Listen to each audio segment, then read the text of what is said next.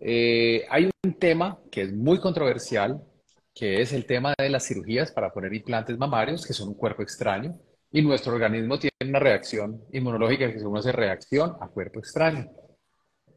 Entonces, muchas mujeres en el mundo, varios millones, están implantadas. Un porcentaje pequeño de varios millones, eso es bastante en cuestión de números de pacientes. Están presentando esa inflamación y síntomas, pero la manada, el grupo, toda esta cantidad de pacientes, muchas están muy asustadas por algunas declaraciones de algunos doctores, los conceptos personales. Yo soy cirujano plástico, yo corto y coso. Eso es lo que yo sé hacer. Yo puedo emitir conceptos acerca de un tema de inmunología o de reumatología o del clima, ¿verdad? Sin ser experto y pues me puedo equivocar, a veces le pego, pero me puedo equivocar. Por eso yo acostumbro invitarte cuando estamos hablando de temas súper especializados en inmunología y en estas cosas para que nos ayudes. Entonces te doy la bienvenida. Hay pocos pacientes conectados, pero ahorita conectan muchos más y generalmente lo subimos y lo ve muchísima gente ya. Entonces, debe estar muy temprano para muchas personas aún. Entonces, Jan, bienvenido y el tema de hoy es implantes mamarios y el sistema inmune. Cuéntanos qué es eso y qué es lo que pasa. Hola, muy buenas noches a todos. Gracias, Carlos Alberto, por invitarme a este eh, buen espacio de discusión en Instagram, en este en vivo, este live, que realmente es muy importante. Tal como tú dices, existe una gran cantidad de millones de personas en el mundo entero que tienen dos particulares procedimientos en sus cuerpos para aumentar volumen. Uno, que son los biopolímeros, de los cuales has hablado en muchas ocasiones, y también hay varios videos en YouTube y en los portales conectados, en donde es muy claro que dentro de las gran cantidad de sustancias que hacen parte de estas sustancias que se inyectan para aumentar volumen en el cuerpo, pues están los famosos biopolímeros, y dentro de estas una gran cantidad de mujeres han sido inyectadas con derivados de la silicona o silicona líquida, que tienen un efecto adverso sobre el cuerpo debido a que son eh, cuerpos extraños, los cuales el sistema inmunológico los identifica como algo ajeno al propio sistema inmune, y hace una reacción inflamatoria no solamente local, sino también sistémica. Eso quiere decir que en todo el cuerpo las mujeres pueden tener, por los biopolímeros, una inflamación o incluso una enfermedad autoinmune o incluso unas infecciones. Un tema muy particular es que, así como ocurre con los biopolímeros y los implantes de silicona líquida, o la silicona líquida que utilizan para hacer el relleno y el aumento de volumen, a veces y en muchos casos de manera indiscriminada y prohibida por las entidades de salud de los diferentes países, también esta reacción inmunológica puede ocurrir con los implantes de silicona, que, recordemos dos cosas muy importantes: los implantes de silicona están aprobados para el uso médico. La silicona ha sido uno de los materiales que utilizamos desde los años 50 en medicina, y los implantes de silicona para aumentar el busto en particular se han utilizado desde hace más de 6 décadas, precisamente para que las mujeres tengan una mejor concepción de su cuerpo y se vean más agradables con sí mismas. El gran problema es que un porcentaje importante, que puede oscilar entre el 2 al 5% del total de mujeres que reciben implantes de silicona, también pueden presentar una reacción de cuerpo extraño a la silicona. Y esa reacción del cuerpo extraño a la silicona es muy similar a lo que vemos con los famosos biopolímeros, en donde se puede producir localmente una inflamación alrededor del implante mamario, una inflamación que se traduce en las mujeres en dolor, en molestia, en líquido, incluso en la ecografía, también en dolor no solamente en la zona anterior del tórax, sino también en la zona posterior de la espalda. Y en muchos casos no quiere decir que la implante de silicona se haya roto, simplemente quiere decir que el sistema inmunológico de esa persona en particular no aceptó de manera corriente, como ocurre con el 90% de las mujeres. Estas personas pueden no aceptar este implante de silicona o esta prótesis mamaria. Eso es una condición que cada vez está más en vigilancia. Ha habido mayor sensibilidad a los cirujanos plásticos en América Latina y el mundo, precisamente porque, aunque anteriormente se negaba, hoy en día tenemos toda la evidencia científica de que existe y que es una condición que tampoco podemos anticiparnos a ella. Eso quiere decir, no podemos saber hoy en día qué mujeres pueden desarrollar el síndrome autoinflamatorio asociado a implantes de silicona, el síndrome de Asia asociado a implantes de silicona y quién no. Es imposible por el momento decir quién tiene mayor capacidad o riesgo del desarrollo de esta enfermedad. ¿Existe algún examen de sangre, inmunológico, genético, algo en la historia clínica que me pueda confirmar que la paciente que yo le voy a poner implantes mamarios se va a inflamar?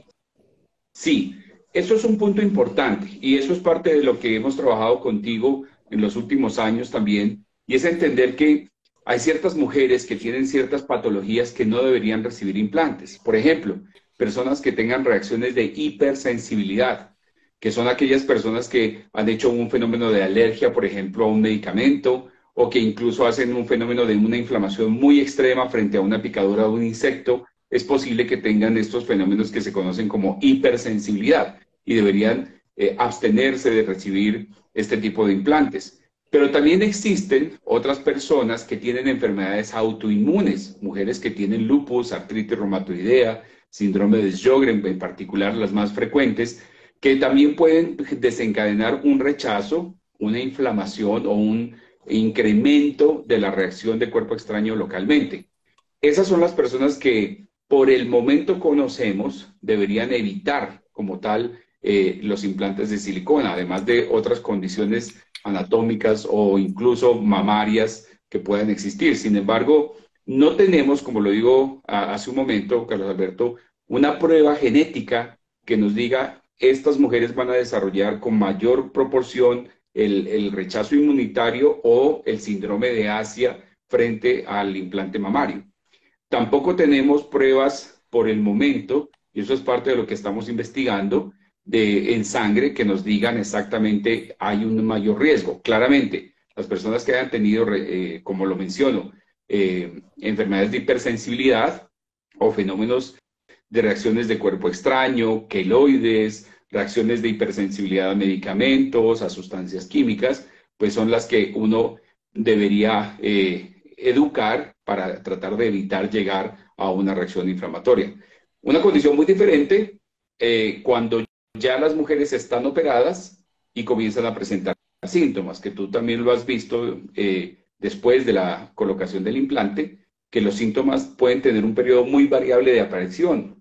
Hay mujeres que empiezan a presentar dolor, inflamación, líquido localmente o encapsulación o fibrosis incluso en el primer mes y posteriormente puede llevar incluso varios meses o años incluso. Esto quiere decir que es una condición, la reacción de rechazo a los implantes de silicona y los implantes mamarios, que es una condición muy heterogénea de cada persona. No todas las personas se manifiestan en el mismo momento y lo que sí es muy claro es que hay que simplemente estar haciéndole el seguimiento para identificar si es que existe una de estas condiciones. Uno de los puntos más importantes que siempre hablamos es no crear un falso alarmismo, porque es muy claro que más del 90% de las personas que tienen los implantes de silicona no hacen reacción y pueden vivir con los implantes sin problemas, sin ninguna reacción inmunitaria, inflamatoria, por más de 40, 50 o 60 años, como se ha demostrado también en algunas otras mujeres. No sé si quieres comentar algo acerca de la sintomatología. Sí, yo recuerdo que hace muchos años, bueno, venimos trabajando con Gian Arturo el tema de los biopolímeros ya hace bastante. Y recuerdo que hace muchos años me mandaste una paciente de Barranquilla, que eran unas hermanas gemelas que vivían en Holanda y les inyectaron esta sustancia. Gemelas, idénticas, que inmunológicamente hablando son idénticas. El mismo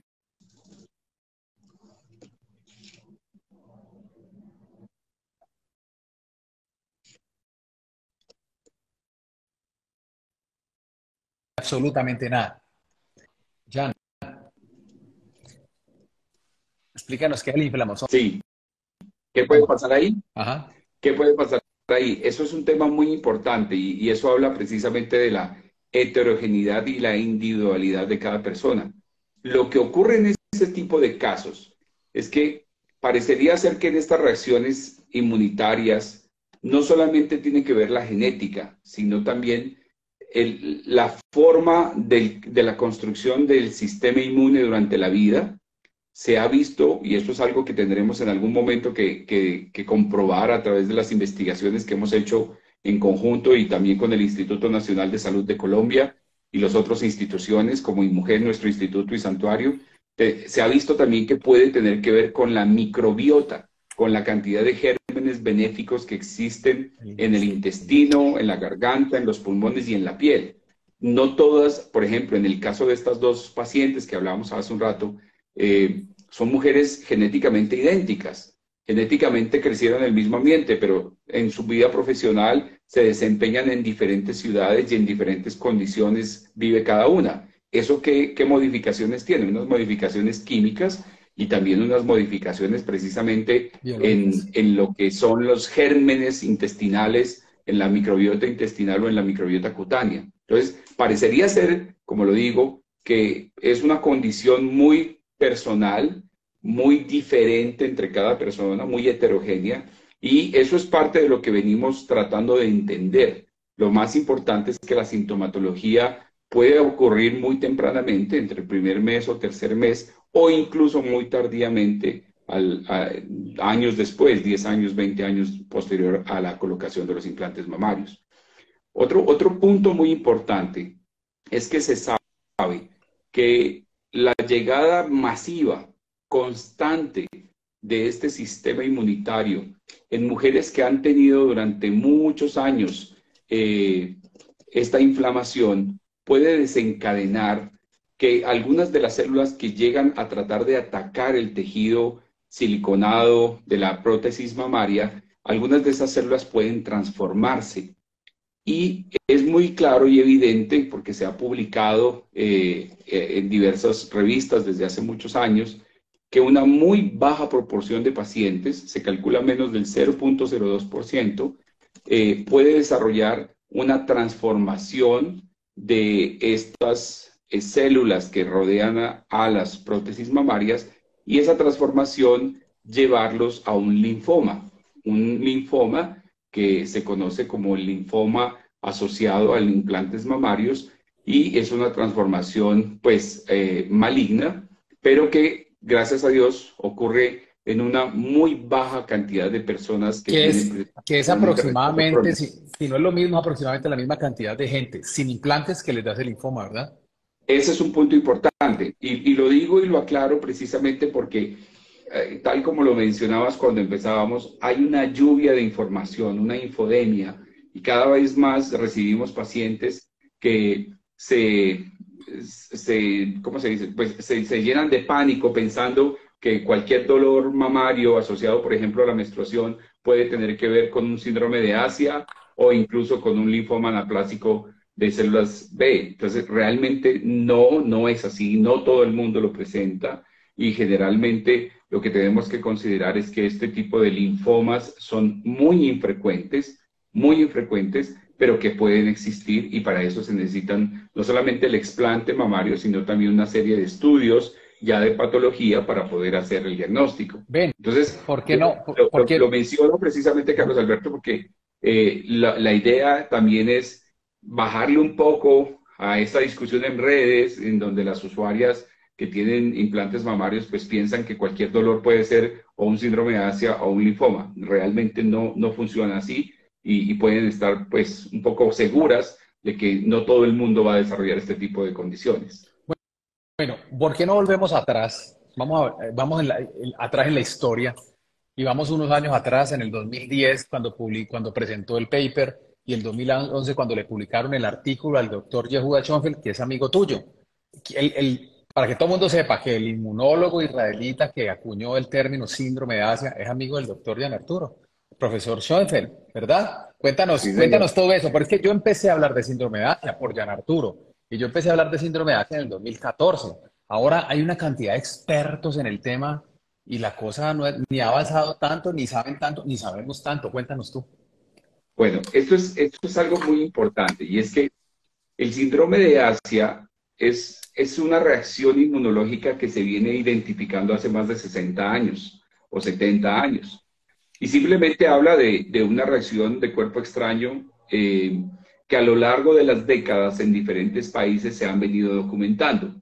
Ahora, el síndrome de Asia habla de un síndrome que tiene que ver con inflamación, con autoinflamación, o sea, capacidad de que uno mismo se inflame y esté inflamado y adolorido todo el día, y además con la capacidad de que se produzca una enfermedad autoinmune, que quiere decir que tus propias defensas te empiecen a molestar y a destruir tus propios tejidos. Eso es la autoinmunidad. Entonces, durante muchos años y muchas décadas anteriormente se identificó ese tipo de síntomas, ese tipo de síndromes, y es un síndrome que no solamente está ligado a los polímeros, a los biopolímeros o a las siliconas, sino que se ha visto que hay personas que pueden inflamarse o desencadenar una enfermedad autoinmune después de una infección, después de una vacuna, después de un ayudante en las vacunas, o sea que es común y no quiero que desviemos nuestra discusión hacia las vacunas de COVID, porque siempre pasa, sino que es una condición en donde el cuerpo reacciona a un estímulo externo. Y ese es el criterio en donde se acuñó por el profesor Yehuda Schonfeld y Jackman Levine el término de síndrome de Asia, síndrome autoinflamatorio y autoinmune Inducido, asociado inducido por a ayudantes. ayudantes, inducido por ayudantes. Entonces, es una condición que lo que hizo el profesor Yehuda Schonfeld hace muchos años, una persona muy querida y que conocemos hace muchos años también en este mundo de las enfermedades autoinmunes, es precisamente que él acuñó el término y además de que lo organizó, pues describió de una mejor manera la sintomatología y esa sintomatología ha sido parte de los criterios que hoy en día tenemos para poder en quién sospechar verdaderamente un síndrome de Asia. ¿Vale? Entonces, Yehuda, que incluso estuvo invitado aquí con nosotros y ha estado en muchas participaciones con nosotros, es una de las personas que viene trabajando hace muchos años precisamente en describir científicamente y con veracidad que este tipo de fenómenos inflamatorios pueden existir. Yo quiero que nuestras seguidores, quienes están siguiendo este en vivo y los que lo van a ver, que lo dejamos colgado ahí ya, entiendan que uno coge el libro de medicina interna. Yo pues cojo para ti de escuela primaria, coge el libro de medicina interna de Harrison, que son dos tomos de ese tamaño, y hay una parte de autoinmunidad y me pone a leer y dice, síndrome del edificio enfermo, síndrome de la guerra del Golfo Pérsico, síndrome, y todo eso se parece a aquello de lo que estamos hablando. Claro que sí, porque precisamente el síndrome del edificio enfermo, el síndrome de la guerra del Golfo, la encefalomielitis postraumática y muchas otras condiciones son condiciones de una reacción exagerada del sistema inmunológico a un estímulo externo. En esos, por ejemplo, en los casos de síndromes de edificio enfermo, hay bacterias que están en las cañerías de los edificios y que hacen que las personas tengan una inflamación crónica diariamente. O incluso en la guerra del Golfo, el síndrome de la guerra del Golfo o Por las posguerra del Golfo vacunas, por tantas vacunas. hace parte no solamente por las vacunas, sino por las bacterias, particularmente clamidia, que se encuentra entre la población de Pakistán y algunas poblaciones árabes. Y Ah, esas caramba. bacterias, pues que no se tratan y no se identifican, pues están causando inflamación. Lo mismo ocurre en el síndrome de Asia.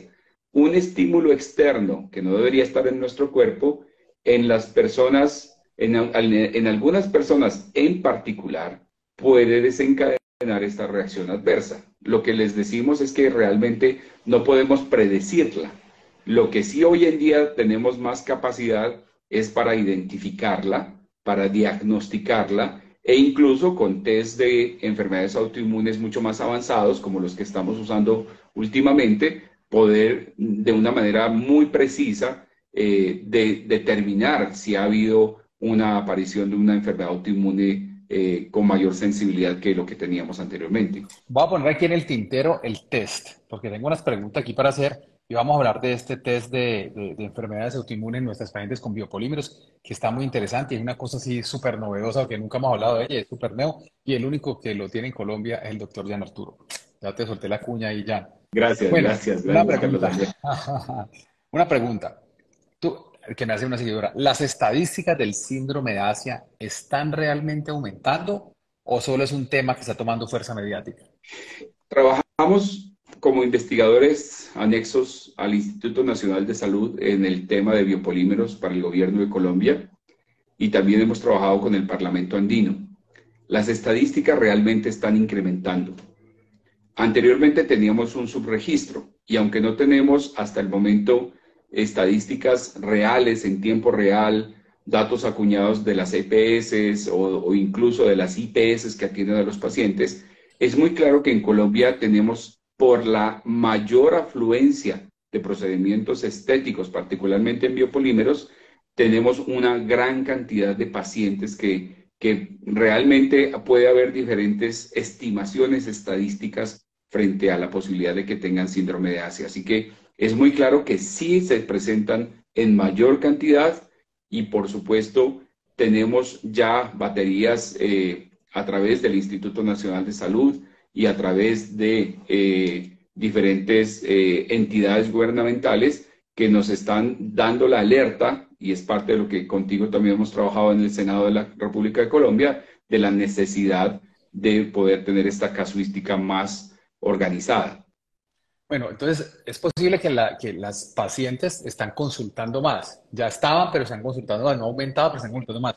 Y en los implantes mamarios, ¿tú crees que se disparó una epidemia de síndrome de Asia o simplemente las pacientes están asustadas y están consultando? Yo me inclino por el momento, Carlos Alberto, a pensar en el tercero, porque digámoslo así que hasta antes del boom del síndrome de Asia, hace unos 8 o 10 años, lo que veíamos más que todo y lo definíamos como una reacción de encapsulación. Y esa reacción de encapsulación determinaba cualquier tipo de parámetro o patrones. Es claro que con el advenimiento de los trabajos que hemos hecho en biopolímeros y las conferencias que hemos dado a nivel nacional en los últimos años y a nivel de América Latina, pues ha habido mayor sensibilidad, no solamente en los pacientes, sino también en los cuerpos médicos y de colegiados médicos, de cirujanos, para investigar si se trata o no de alguno de estos casos. Pero yo creería que aunque no tenemos en el momento una estadística nacional real para Colombia. No creo que por silicona por implantes mamarios de silicona tengamos un incremento, porque las tasas, digamos, de cirugías mamarias para implantes mamarios siguen siendo altas en nuestro país y las consultas de explante, de acuerdo a los datos que tenemos de quirófano, pues no son tan altos como pensaríamos actualmente. Así que yo creo que sí, y eso es un mensaje para las mujeres que tienen por ahora implantes mamarios, pues no llenarse de pánico y simplemente si presentan dolor, enrojecimiento, calor en la zona y un dolor crónico, pues hacer una consulta a un especialista, que puede ser el doctor Ríos, para que se identifique verdaderamente si tiene o no una reacción de cuerpo extraño al implante mamario. Perfecta tu exposición. Ahora, la silicona que se utiliza para los implantes mamarios, la parte de afuera que es una cápsula y la parte interna que es un gel, es diferente a otro tipo de siliconas, como la silicona que venden en las ferreterías para limpiar la casa o estas cosas. Por ejemplo, Sí. el pegante que utilizamos, en algunos países le dicen Pegaloca, Super Bonder, hay diferentes marcas, ¿no? Se llama cianoacrilato. Y el pegante muy parecido, que se pone en la piel cuando uno termina la cirugía, se llama 2-octil cianoacrilato. Entonces, no es igual utilizar una sustancia que no ha recibido estudios para ser usada en humanos, como la pega loca, que utilizar una sustancia que sí ha recibido estudio para uso en humanos, como el Dermabond o alguna otra marca de este tipo para utilizar durante las cirugías. ¿Qué nos puede explicar esa pequeña variación de una molécula en la respuesta del organismo, Jan? Bueno, esto es tema ya de clase de química, pero tal como tú lo dices, entre los polímeros y la forma de polimerizar ciertas moléculas, es muy clásico en la producción la utilización de el sílice, que es precisamente la sustancia que facilita la polimerización de ciertas sustancias. La polimerización es que logre acumularse y que pueda darle forma. Entonces, este tipo de siliconas, por decirlo así, que se utilizan para los implantes en los seres humanos, no solamente incluyen los implantes mamarios, sino también incluso válvulas de silicona cardíacas que se usaron hace muchos años. También incluye, por ejemplo, prótesis de rodilla o incluso algunas otras prótesis que se utilizan en ortopedia. Realmente son sustancias que, aunque tienen sílice, su concentración y su densidad de sílice es menor, y además que se han probado anteriormente, no solamente primero en animales y luego en humanos, para demostrar la seguridad de su uso. Por lo tanto, no es exactamente lo mismo, tal como manifestamos hace un momento y manifiestas tú, que no son exactamente la misma silicona que se utiliza para pegar un vidrio o para pegar un lavamanos. Ujú. Situación muy diferente, que sí lo hemos visto e incluso está reportado en nuestros grupos de investigación, incluso con el Instituto Nacional de Medicina Legal y Ciencias Forenses, en donde en biopolímeros, que es una condición diferente, hemos encontrado que a las pacientes de una forma indiscriminada les han inyectado silicona líquida de esa de pegante de Ujú. vidrio o silicona de pegar azulejos o cosas de esas. Esa silicona, por supuesto, no tiene estudios clínicos, no debe ser usada en humanos, menos en mucosas, y esa es la que más síndrome de Asia produce. Por lo tanto, estos compuestos que tienen sílice y que también han cambiado frente al relleno que tenía la cápsula de silicona, anteriormente era silicona pura, hoy en día salina, incluso hay unas con ácido hialurónico, realmente han cambiado para darle una mayor capacidad de tolerancia al cuerpo frente a estas sustancias que pretenden, por supuesto, generar volumen en las pacientes. Y obviamente las prótesis mamarias pues tienen un registro INVIMA, tienen un registro de seguridad de su uso, que es lo que hace la diferencia precisamente en lo que se puede utilizar actualmente. Bueno, otra pregunta interesante que me hacen y que ya lo he visto es que una paciente consulta, tiene implantes mamarios, está desesperada, está muy asustada, no para de llorar, el marido aquí sentado arrancándose los cabellos, opéreme la mujer, vamos a estudiar, pero es que mire, no, no, no, yo me los quiero quitar, yo me los quiero quitar. Le muestro todos los pros, todos los contras, ventajas, le intento convencerla que no lo haga mientras estudiamos, opéreme. Bueno, si no lo opero yo, lo opero otro, operámosla, la operamos. Y me escribe una seguidora que me operé porque tenía síndrome de Asia, me sacaron los implantes, ya pasó un tiempo y yo continúo con los mismos síntomas. Bueno, esto es parte de lo que estamos mencionando, y es que tengan en cuenta lo siguiente, todos nuestros seguidores y las personas que están conectadas y los que van a ver este live, y es lo siguiente: el síndrome de Asia incluye inflamación, pero recuerden que además de inflamación puede incluir autoinmunidad. Y la autoinmunidad es un proceso en donde el sistema inmunológico ataca precisamente a ciertos tejidos del cuerpo. Entonces, en muchos casos que hemos tenido la oportunidad de atender, eh, algunas de estas personas, como parte de su síndrome de Asia, tienen enfermedades autoinmunes que no han sido diagnosticadas. Presumimos que podrían haber sido, digamos, potencializada su aparición después del implante de silicona o después del implante. Pero realmente ese tipo de pacientes requieren exámenes de enfermedades autoinmunes, ojalá realizados por médicos internistas o idealmente por reumatólogos, pero no en todas las ciudades del país tenemos actualmente citas disponibles y personal, pero realmente, idealmente a través de reumatología, para poder identificar si las personas tienen autoinmunidad. Eso explica por qué después del explante ha mantenido ciertas condiciones de inflamación o enfermedad. Ahora, hoy en día entendemos que aquellas mujeres que han tenido implantes mamarios y requieren el retiro porque cumplen los criterios de síndrome de Asia o que además tienen criterios de enfermedades autoinmunes, es muy claro que la enfermedad disminuye en su sintomatología, pero si hay autoinmunidad va a requerir un tratamiento de soporte o continuo precisamente para tratar de eliminar la sintomatología asociada. Eso es precisamente el tema que hoy en día pues está suscitando la necesidad de información científica clara y por supuesto la necesidad de una atención especializada frente a este tema que todos los días lo estamos viviendo en la parte clínica. ¿Qué temita? Tiene tanto de ancho como de largo, mi Dios del cielo. Bueno, entonces ven que por aquí me hacen más preguntas. Déjame leer aquí un momentito. Ah, ¿dónde están las preguntas aquí? Bueno, un seguidor, una seguidora, no sé, me imagino que debe ser un colega, pero no se identifica como tal.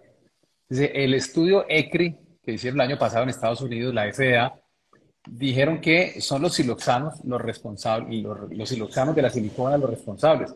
Sílice, siloxano, hay diferentes siloxanos, como el polidimetilsiloxano, que es la silicona en implantes mamarios, y dice esta persona que la FDA dijo que los responsables eran los siloxanos. Y entonces, Bueno, realmente, eh, querido colega, cuando nosotros hacemos la investigación clínica de los componentes, es claro que el polidimetilsiloxano lineal, que es el aceite de silicona, induce precisamente reacciones adversas.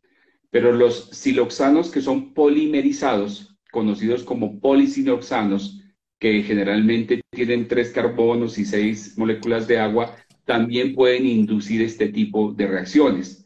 Lo que hoy en día entendemos es que más allá del compuesto de polimerización, lo que más marca el camino de la inflamación y de la autoinmunidad es la cantidad de moléculas de sílice. Puede ver usted, por ejemplo, en PubMed y en informaciones científicas serias, cómo el sílice está asociado directamente con el advenimiento de enfermedades autoinmunes. Incluso en los annals de reumatología se ha demostrado cómo los cristales de silicona pueden incrementar precisamente capacidades inflamatorias de un proceso que se llama eferocitosis y esto dar lugar a un fenómeno de autoinflamación. Entonces, la polimerización juega un papel importante, pero cuando usted identifica que existe silicona en mayores cantidades, esta silicona como tal da lugar de manera directa a procesos de inflamación en ciertas personas. Vuelvo y lo digo, no es generalizado y eso es algo, por ejemplo, que lo conocemos por las perspectivas de salud pública desde el año 2005 y ahí están las publicaciones acerca del sílice, la silicona y los compuestos derivados en 2005, 2007, 2008. buenísima tu respuesta. Yo estoy aprendiendo, como todos los seguidores, estamos aprendiendo de ti muchísimo hoy. Mira que la semana pasada, es que a mí me atacan y me dan duro. Ayer me pegaron una vaciada, una seguidora que es de España, había querido hacer un en vivo, yo no he tenido tiempo y se enojó, me pegó una estrujada durísima, me escribió grosería y todo, porque no, pues, yo me intereso por las mujeres que tienen esto y porque yo no llevo en cuenta los estudios. Y me mandaron un estudio, se lo mandé al estadista, el doctor Domínguez, con el que vamos a hacer un en vivo también, Sí. y me dijo, no le ponga cuidado, ese estudio es pésimo, la muestra de 300 pacientes de un universo tan grande, 300 pacientes para 4 grupos, uno con silicona, uno sin silicona, ¿sabes? Me dijo, eso no vale nada. Y es un estudio en el cual se basa mucha gente para emitir opiniones. En ese estudio, como el 25% de las mujeres con implantes presentan autoinmunidad, no el 100, el 25. Entonces hay muchos estudios en medicina, publicamos mucho estudio que se considera basura, así como lo oyen, publicaciones basura. Entonces, que no sirven, no acrecientan, confunden, dividen. Entonces, ¿qué opinas de la información que hay actualmente? Pues que para el público eso no está disponible y no lo entiende a veces uno, no entiende sino ustedes que entienden las cosas raras ya.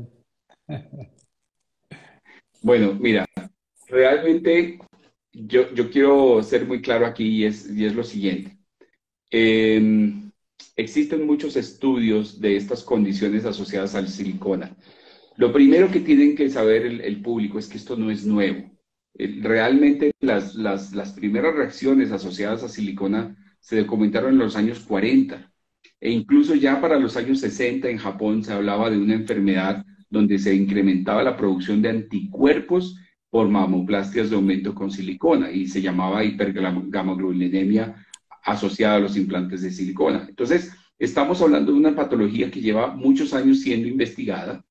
Es muy claro que esta patología, por ejemplo, si hablamos de biopolímeros, que es uno de los grupos grandes de trabajo y estudio en conjunto, como lo mencionaba hace un rato, con el Instituto Nacional de Salud, INVIMA, Medicina Legal, Instituto de Ciencias Forenses, el Departamento de Microbiología, INMUGEN y Santuario, pues realmente es una patología que hemos venido entendiendo mejor. ¿Por qué? Porque no existe literatura científica clara frente a las patologías, a estas patologías en Colombia. Ha habido muchos trabajos, pero precisamente grandes estudios de corte financiados por el Ministerio de Ciencias como este, pues han dado lugar a que identifiquemos precisamente algunas de estas preguntas como la que tú me haces, de qué cantidad de pacientes tienen estas reacciones o las enfermedades autoinmunes. Ahora, es muy cierto que hay estudios más fuertes, más poderosos que otros, y estos se publican generalmente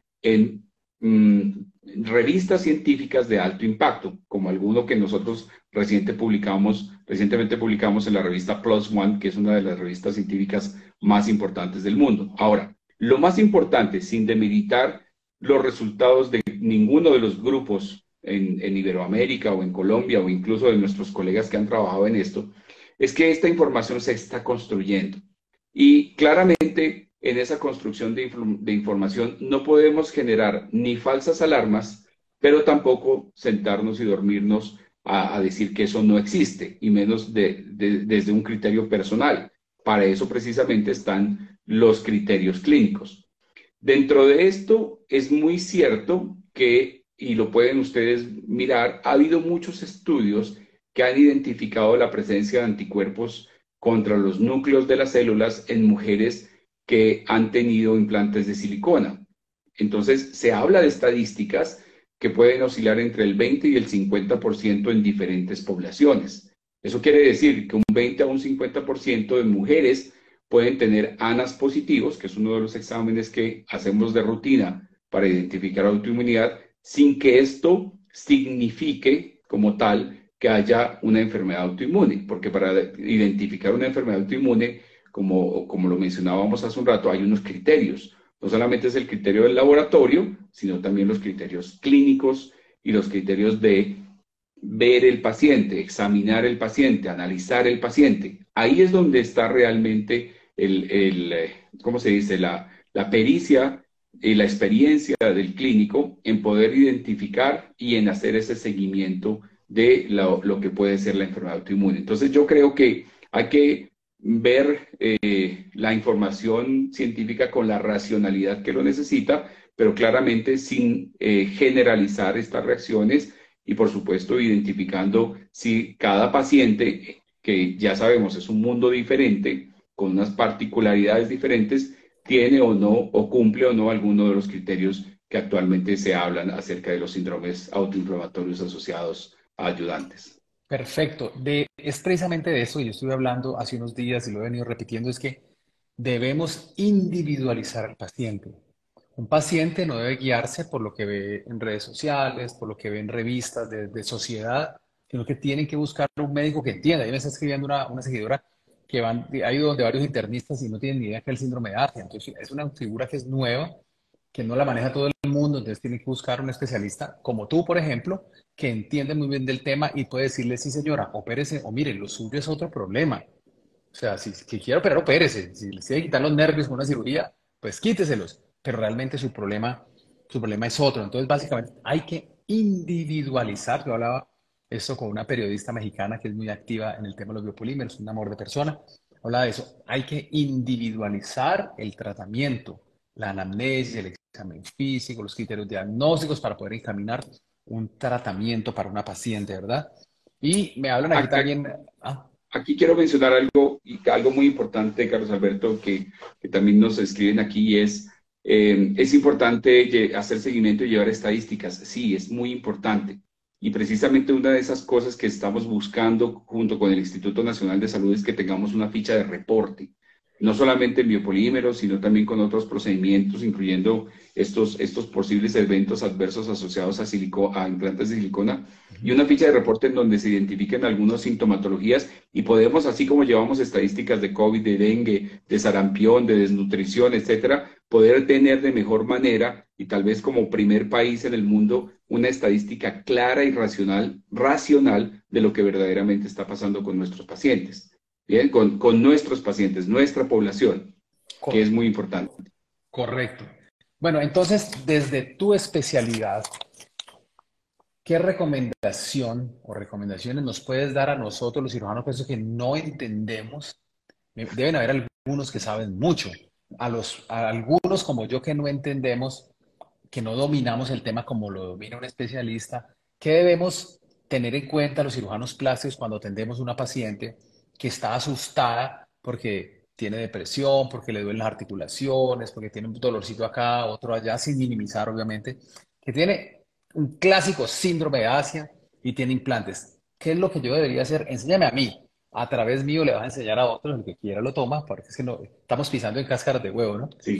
Entonces, enséñame a mí, porque a través mío, otros como yo que entendemos un poquito solamente de ese tema, cómo debemos tratar nuestras pacientes que nos visitan, que no hemos operado, o pacientes que ya operamos y nos dicen, doctor, estoy muy asustada, yo tengo todos estos síntomas, quítame los implantes. ¿Cuál es el paso a seguir? Entonces, lo primero es saber cuándo debo consultar, cuándo realmente puedo consultar y necesito la ayuda de un especialista o un experto. Entonces, hay algo importante que yo les decía y es que los síndromes de rechazo inflamatorio e inmunológico a los implantes mamarios y o a los polímeros, que son dos entidades diferentes, recuérdenlo, pues tienen algunos síntomas en común. En particular, recordar que no todo el mundo lo tiene. Entonces es muy importante decirle a nuestra mente que se esté tranquilo, porque a veces la gente empieza a leer en internet y empieza a decir así, a mí me dolió la cabeza el fin de semana que estaba insolado o enguayabado o con una gripa y eso es parte de los dolores de cabeza del Asia. No, realmente hay que individualizar la sintomatología y los síntomas que necesito y que voy a mencionar deben ser síntomas que tengan una periodicidad y una frecuencia constante. Eso quiere decir, no es que me dolió la cabeza hoy y consulto hoy, no, es que en los últimos 2 o 3 meses usted tenga una mayor cantidad de estos síntomas y que sean de una manera frecuente. Lo primero que lo que debo estar pensando y alerta es si he tenido, por ejemplo, dolores osteomusculares, que me duelan las articulaciones o los grupos de músculos, brazos, piernas, espalda particularmente, espalda alta o espalda lumbar, brazos y piernas. La segunda, que tenga problemas de fatiga crónica, lo vemos mucho en los pacientes. Son mujeres que generalmente se sienten cansadas, no entienden por qué, duermen muy bien, pueden dormir 12 horas y se despiertan fatigados o Agotadas. cansados, agotados. Otro de los síntomas es que hay pérdida de memoria o problemas de concentración con actividades diarias, no saben dónde dejar la billetera, las llaves, el carro, etcétera. Eso nos pasa a todos. Yo Yo dejo los tengo vouchers síndrome de de los Asia. parqueaderos todo el día y las llaves todo el día, pero ya en una condición que sea mucho más frecuente, ¿ok? Que veas que no te acuerdas el nombre de los vecinos, de las personas, etcétera. Eso es una condición ya donde hay test específicos para mirar problemas de memoria. Algunas personas asociados a estos problemas de memoria pueden tener alteraciones del sueño, conciliar el sueño o mantener el sueño. Y dentro de esto también problemas precisamente para dificultad para respirar por dolor en la caja torácica, en el tórax, o incluso dificultad para respirar por dolor en la espalda. Si a eso le sumamos problemas de ojos secos, boca seca, ansiedad, caída del cabello, dolor articular o estreñimiento crónico, usted es una paciente que debería buscar una cita con un especialista para identificar la posibilidad de la enfermedad asociada a implantes mamarios. Esto es lo que se conoce en inglés precisamente como el famoso BII, que es las manifestaciones o la sintomatología de la enfermedad asociada a implantes mamarios, que dentro de todas estas, a través de una atención clínica y de identificar si hay o no otras enfermedades, se puede llegar a identificar si existe o no el síndrome de Asia. ¿Por qué lo digo? Porque hay muchas mujeres que pueden tener hipotiroidismo y pueden tener una clínica muy similar, o que tienen artrosis y tienen una clínica similar, o que están fatigadas, estresadas, deprimidas, o que tengan una depresión mental y pueden tener una clínica similar. Entonces, yo creo que como primera medida, identificar esta sintomatología que va a quedar aquí en el en vivo grabado, y esto ya lo puede a llevar a consultar a un especialista, que puede ser, por supuesto, un cirujano plástico, un internista, un reumatólogo, un inmunólogo en los países donde tenemos inmunólogos clínicos, y que pueda verdaderamente ayudarle con esa disección del cuadro clínico para saber exactamente si tiene o no alguna de estas condiciones, apoyado con imágenes también, que en algunos casos son de mucha utilidad, imágenes diagnósticas. Lavo mi alma, doctor, con esa respuesta. Porque me han dado muy duro y yo soy muy pequeñito. Entonces, bueno, súper bien. No, pero usted Ya me, tiene, Carlos ya me, Alberto, usted tiene años, años y años de experiencia y miles de pacientes sí, exitosamente tratados con pero, todo esto. Ha pero aprendido un montón. me siento que estoy en el colegio, me cascaron y llamé a mi hermano mayor a que me viniera a defender. Buenísimo, buenísimo. Bueno, entonces, ¿tú crees que los cirujanos, porque es que también me dicen eso, ¿no? ¿Tú crees que entonces los cirujanos plásticos no deberíamos usar implantes mamarios? Mira, yo creo que la tendencia, y lo hemos hablado en la Sociedad Colombiana de Cirugía Plástica y en la Sociedad Latinoamericana, la tendencia de la tecnología es a que los implantes mamarios van a ir cambiando poco a poco y vamos a tener ya implantes cada vez, y espero que ojalá lo más pronto posible, implantes mucho más biocompatibles. Hacia allá es donde se está trabajando en la parte de biomateriales. Implantes que puedan aumentar el tamaño del busto, pero con una compatibilidad perfecta y que eviten cualquier tipo de fenómenos de rechazo. Sin embargo, yo lo que creo que hoy en día, en el momento en el que estamos, lo más importante para las pacientes y para el grupo de colegas cirujanos plásticos es que no podemos generalizar que todas las mujeres van a desarrollar un síndrome de rechazo o una enfermedad asociada a implantes. Yo creo que podemos seguir operando con prótesis mamarias que tienen y que tengan sus registros INVIMA, sus estudios de seguridad. Mucho cuidado con ciertas prótesis que entran al mercado colombiano y latinoamericano de bajo costo, dudosa procedencia, de países asiáticos que tienen un registro en marcha o que todavía no lo tienen, pero que son de bajo costo. Estos tipos de implantes podrían ser de riesgo y no tener la seguridad que requerimos como grupo clínico. Sin embargo, yo creo que podemos seguir en la práctica clínica, porque ya sabemos que no todas las pacientes lo presentan este tipo de manifestaciones, y claramente tener muy en cuenta, eso sí, que se debe mantener un seguimiento, y un seguimiento frente a síntomas que tiene que ser espaciado y que ojalá una vez al año después de la cirugía estén haciendo un estudio de seguimiento ecográfico o incluso de autoinmunidad, porque es parte de lo que es precisamente hacer el seguimiento, tal como lo hacemos con otras condiciones. Particularmente en quién? En las pacientes que tienen sintomatología.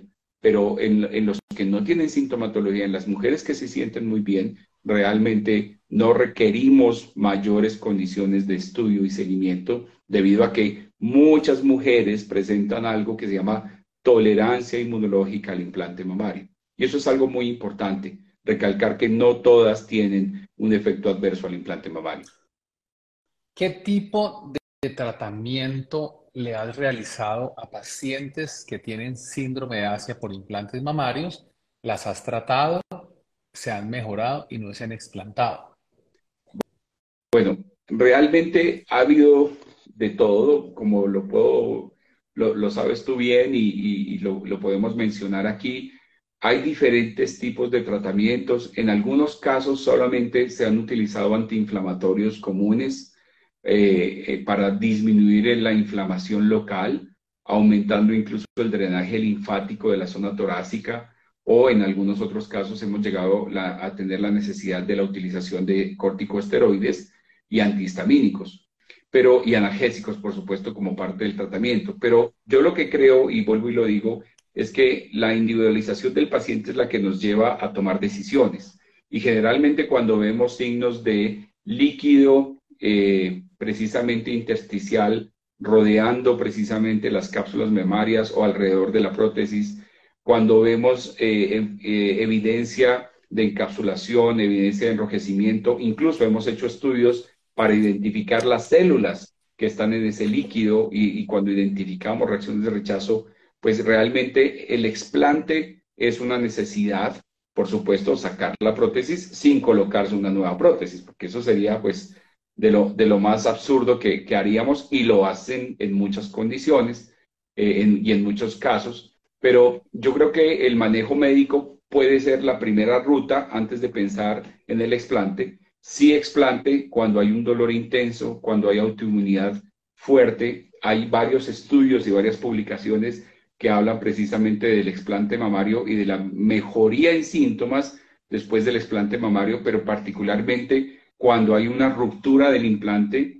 cuando hay una extrusión de la silicona del implante y se ha ido para otros lados, cuando hay esclerodermia, que es una enfermedad autoinmune que se ha identificado en algunos pacientes, cuando hay disfunción cognoscitiva, ojo con eso, porque hay personas que pueden tener disfunción cognoscitiva, lupus o polimiositis. Esas son condiciones que están claramente identificadas como condiciones para Sí, extraer un implante mamario. Sin embargo, vuelvo y le digo, la primera ruta, y como todo en medicina, es de rutas de tratamiento y de individualización terapéutica, es intentar un manejo médico y si el manejo médico, a pesar del manejo médico, siguen, continúan o se reactivan los sintomatologías, pues pensar en el explante. Ahora, una condición muy diferente es cuando ya se genera una enfermedad autoinmune y el paciente necesita un tratamiento guiado a través de reumatología. Entonces, allí tenemos también dentro de los equipos, pues grandes reumatólogos en Cali, en Bogotá, en Medellín, que nos ayudan precisamente para complementar y hacer este manejo multidisciplinario entre todos para poder darle ya el manejo a la condición que ya está instaurada como una enfermedad autoinmune. Durante la cirugía podemos retirar el implante como tal y el tejido patológico que esté alrededor, la cápsula. No toda cápsula es mala y no toda cápsula es patológica.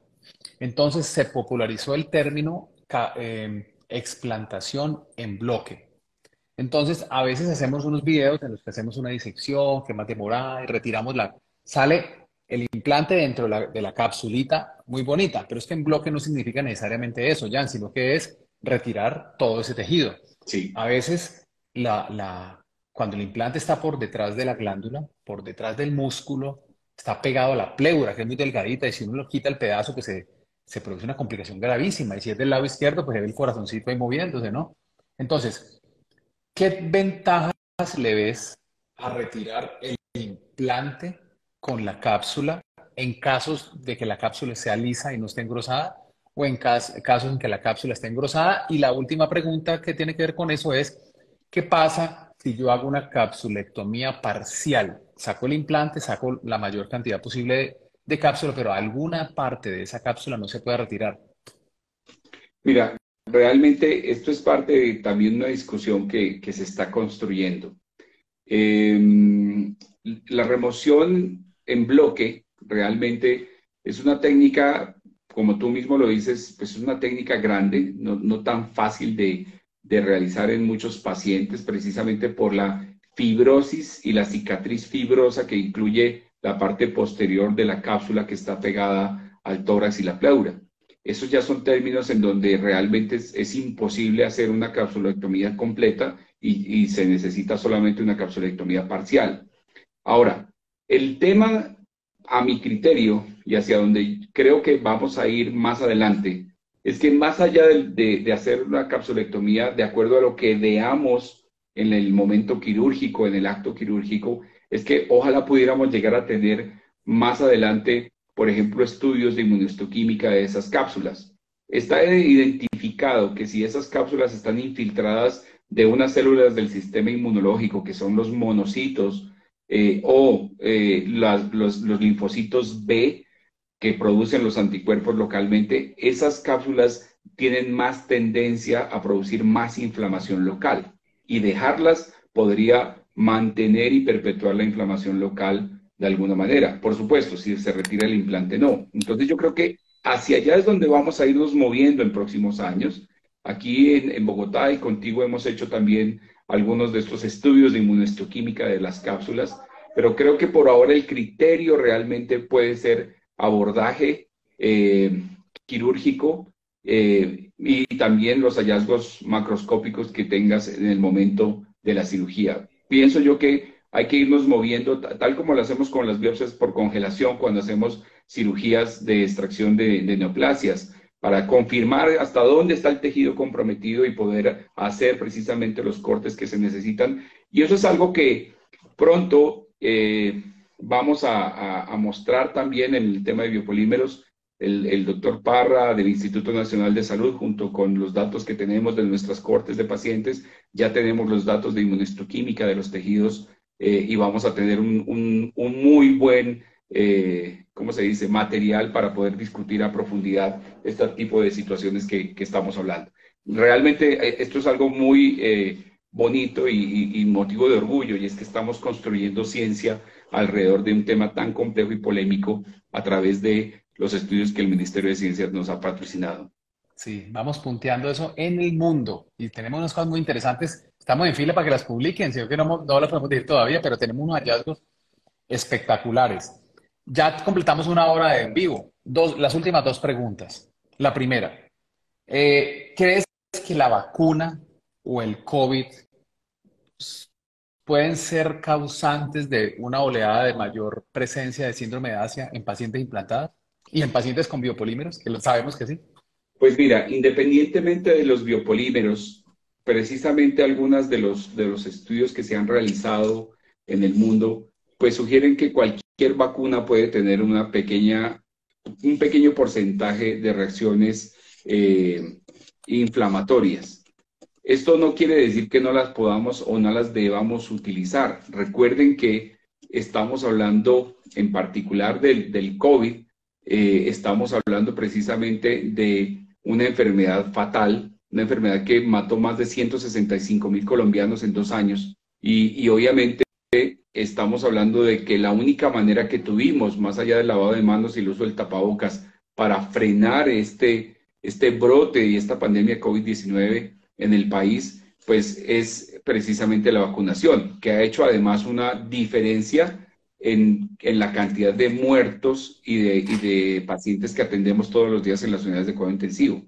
Entonces, yo lo que creo hoy en día, y por supuesto ustedes dirán, este habla como inmunólogo, cree en vacunas, ha producido vacunas, etcétera, y defiendo vacunas, por supuesto, es que su uso es mayor el beneficio que la cantidad real de riesgos y eventos adversos mayores, que en estos días, precisamente preparando una conferencia que tenemos pronto, se han vendido más de 16 billones de dosis de vacunas de Pfizer, por ejemplo, a nivel global, y no existen más de 60 reportes de efectos adversos reales frente a 16 billones de dosis. Entonces, realmente, cuando uno habla de efectos adversos, habla de efectos adversos menores, moderados y mayores, y realmente solo hay muy pocos reportes anecdóticos actualmente de efectos adversos. Ahora, como cualquier otra vacuna, como la de la influenza, la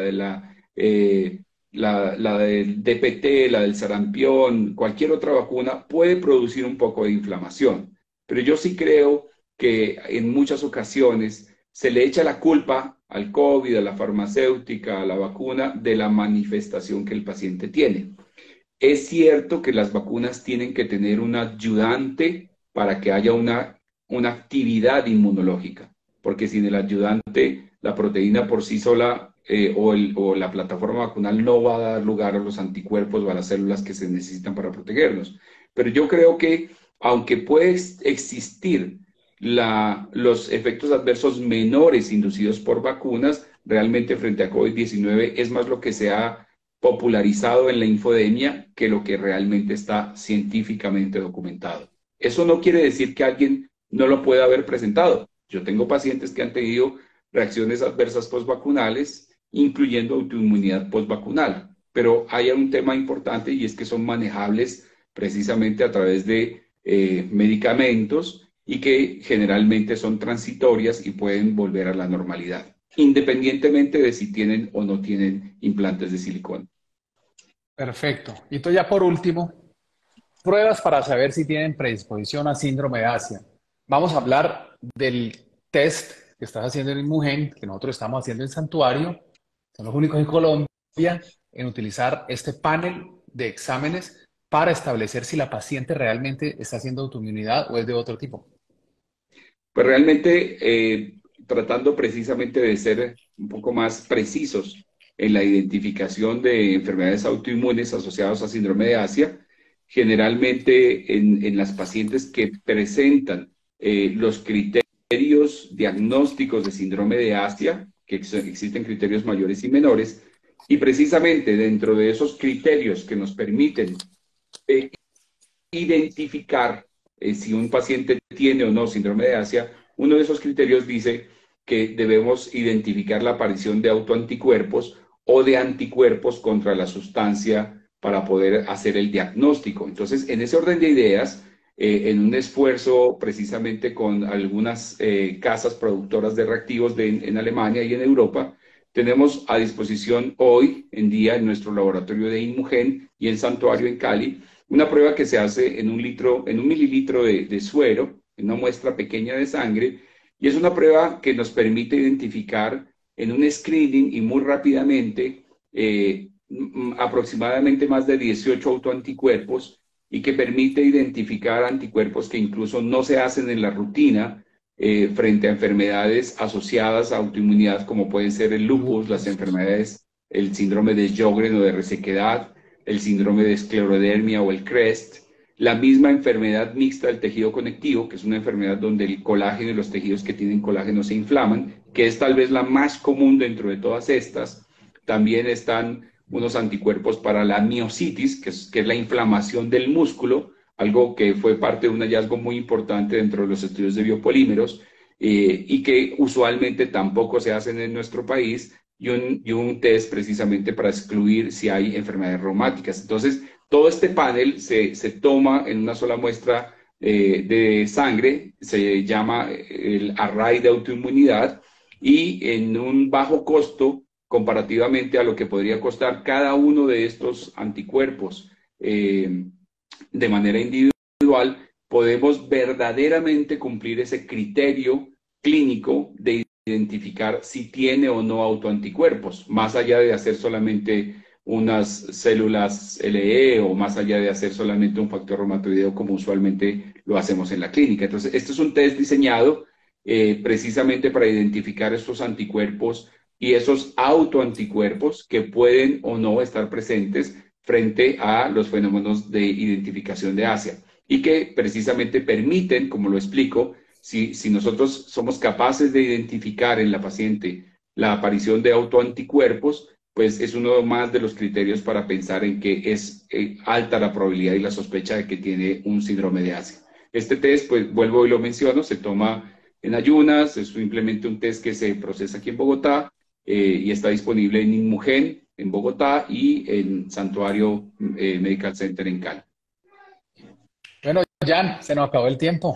La Bueno, exposición, tenemos que hacer otro en vivo de infecciones, de lo que encontramos en biopolímeros y las publicaciones que están saliendo. Así que estaría aquí atento también para apoyarlos. perfecto, perfecto, vamos a hacerlo. Vamos a hacerlo porque lo que viene es grandísimo, que le va a servir mucho en el enfoque terapéutico que le pueden dar los colegas al manejo de esta enfermedad, tanto clínico como quirúrgico también, qué hacer durante Por las supuesto, cirugías, etcétera. por Entonces, supuesto. Jan Y Arturo, gracias muchísimas a ti por el gracias. liderazgo, gracias a ti por el liderazgo y por tomar la bandera de trabajar en pro de estas millones de cantidades de mujeres que están afectadas globalmente y también por los miles que aquí en Colombia nos siguen, te siguen y podemos ayudar diariamente a través no solamente del conocimiento que hemos construido, sino también de lo que seguimos aprendiendo de los mismos pacientes y de la literatura científica nacional e internacional. Un abrazote, parcero. Se le Un quiere. Un abrazo. abrazo.